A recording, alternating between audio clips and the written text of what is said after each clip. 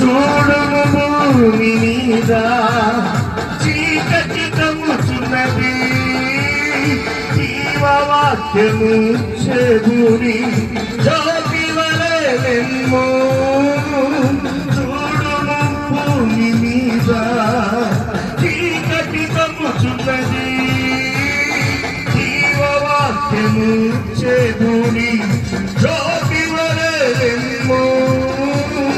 జనములుని వెలుగునకు పరుగిడి వచ్చెదరు, రాజులుని ఉదయ కాంతికి పొరపడి వచ్చెదరు.